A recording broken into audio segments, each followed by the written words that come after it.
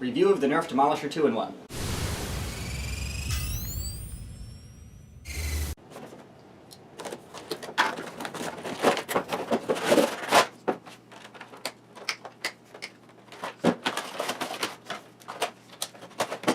Included is the blaster itself, a detachable stock, a 10-round banana-style magazine, some elite darts, 2 missiles, and the instructions.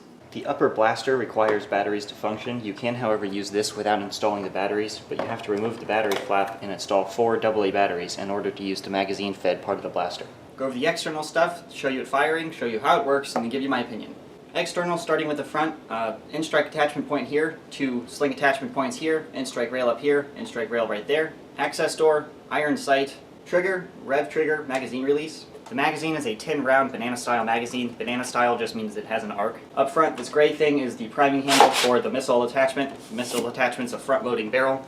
It does have a grill there, so you can't shove micro darts in that barrel. The fit of the missile on the barrel is very tight, so it's definitely not going to come off. Keep in mind, this missile launcher is not detachable, it's permanently integrated into this shell. In-strike stock attachment point, this is included in this with this blaster, but you can attach any stock you'd like. Pretty basic stock, but it does have a missile attachment point there, so you can hold your extra missile, because the blaster comes with 2. And various holes if you want to attach your sling back there. So how it works, the flywheel blaster is just like many other flywheel blasters. You rev up the trigger with this and you pull the trigger to actually fire the blaster. And this magazine release, similar to this Strife, is really easy to use because you can use it with your left hand here and eject the mag with your thumb, or extend your middle finger with your primary hand and eject it that way. It's very smooth, much smoother than the Rapid Strike's magazine release. I thought that was rather sloshy and poorly designed, more along the lines of the Strife magazine release, which was very crisp. Firing the missile launcher, to load you just push the missile on top of the barrel. It only holds 1, but with something of this size, that's to be expected. To fire, you extend this gray thing, and there's no release there, so it can stay out if you want it to. And then you push the gray thing back into its place as quickly as you can.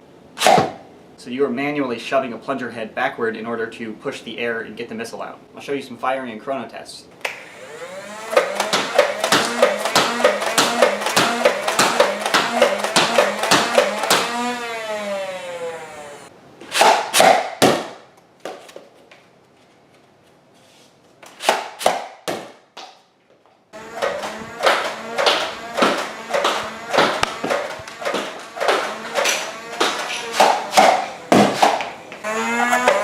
"64, 69, 66, 67, 64 feet per second, 45, 43, 47, 49 feet per second. So the flywheel bit is firing on par with all the other Elite blasters, the Elite flywheel blasters at least. And the missile launcher, you can't really compare the chrono readings with any other chrono readings because I haven't fired these on film and I don't know that any other blasters have had this exact projectile. Chrono readings are only useful with the same projectile being fired in all of them. But it does shoot pretty fast and it does shoot pretty far. So getting to my opinion. Overall, it's actually a pretty high opinion. I kind of like this blaster. The operation of the flywheel bit is pretty on par with all the other stuff, so if you don't like flywheel blasters, I can't imagine you liking this, but if you like flywheel blasters, you're probably going to like this because it operates like all of the other ones. The missile attachment thing, which is not actually detachable, so attachment might be the incorrect word there, but the missile integration thing is very neat.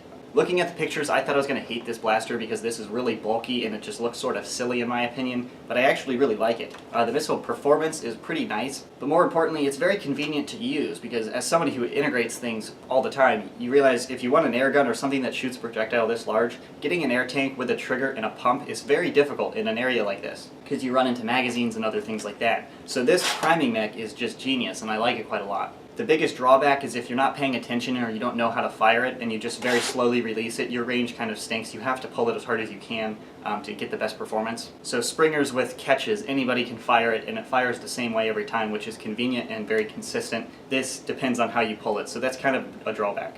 Another gripe, this seems like it could be raised up quite a bit to reduce this bulk. That's more of a cosmetic flaw in my opinion, but that's just subjective, that's my opinion. I think it could ride up, it'd look a little cleaner and more sleek, but maybe they were just going for a really bulky blaster like this. Getting to the stock, I do have a gripe. I think it could be longer, but I'm a tall person. If you're a regular sized adult or a kid, no problems there. but this little arc here that actually allows the missile to go in is right where your cheek wants to lie, so it's sort of uncomfortable. I don't think I could use that just because of that issue. Another gripe is the colors. I'm really not a fan of them. I really like bright orange, but when they put a darker tint of orange right next to a bright orange, it just looks weird to me, and I'm not a big fan of that, and I think this gray stock just looks completely out of place. Like they just molded it all in gray for convenience and they didn't want to put any orange in there to match. But the basic operation of the blaster is solid. I really like the performance. The missile launcher is pretty cool. The price point, in my opinion, seems a little off, since other flywheel blasters like the Strife are $20 and this is $40, so you get the same thing as a Strife plus a missile attachment.